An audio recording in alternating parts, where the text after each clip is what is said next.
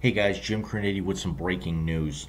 Uh, I was actually going to go on Facebook Live with this, but apparently, since I haven't streamed live really ever, it takes a full day, and I wanted to get out in front of this right away.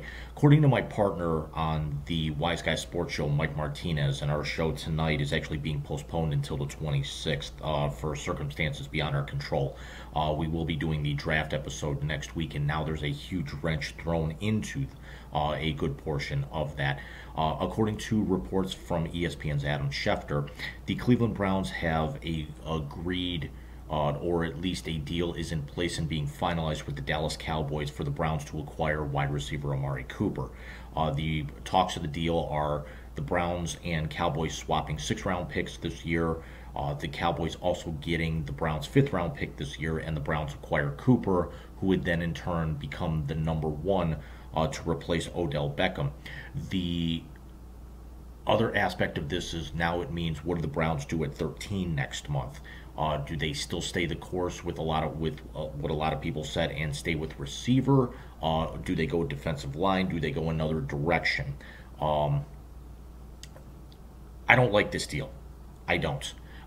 This is now actually the second time in his career that Cooper's been traded. Remember, he was drafted by the Raiders, was traded after a few seasons to the Cowboys, who were looking to go out and make a huge splash, kind of wore out his welcome in Oakland at the time, and now is on his way out of Dallas. And if you can't play with Dak Prescott, who can you play with?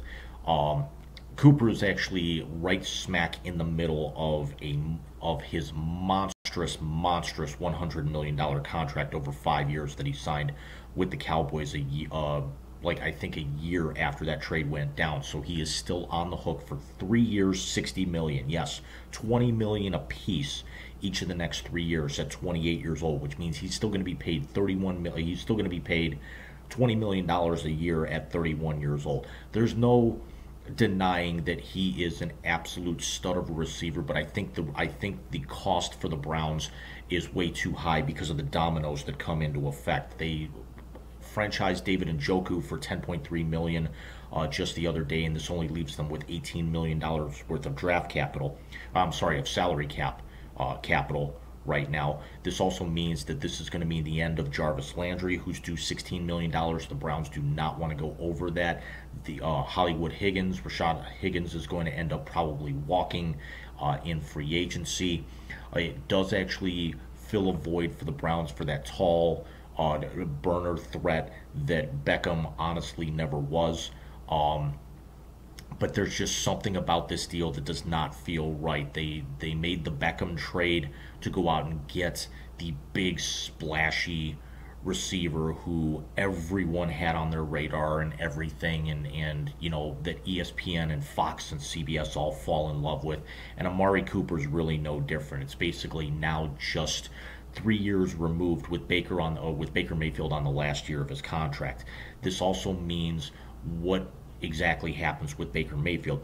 Are they going to commit to Mayfield long term now that they actually have a guy like Cooper, that they have somebody like a Donovan Peoples-Jones, that they have Njoku, who's his favorite target, and also Austin Hooper and Harrison Bryant locked up the next few years?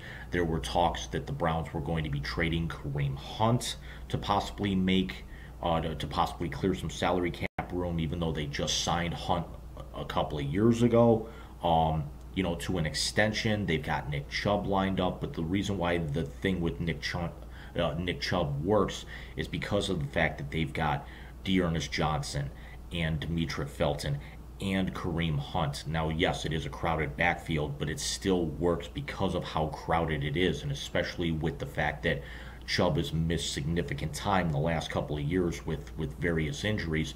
You always want to have that big bruising security blanket in a guy like Kareem Hunt, who also, as it's apparent to everybody, is a local boy here in Cleveland. But again, there is something about this deal that does just not sit well with me, but it also means if they move on from Baker Mayfield after this year, if they decide to trade Baker Mayfield before the season begins, they have a wide receiving core now that could be set up for somebody else. Thankfully, this is now going to put them out of the running for the Deshaun Watson sweepstakes because of the money that he's going to be commanding.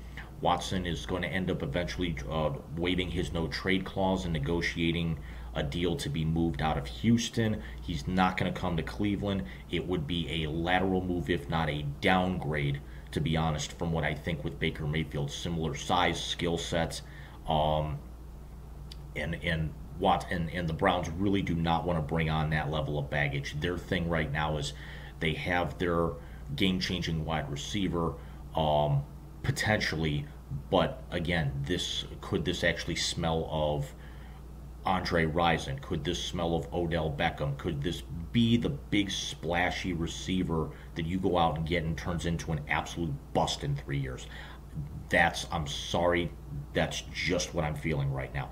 But let me know what you guys think in the comments below. I will be actually posting my regular video here within the course of the next couple of hours.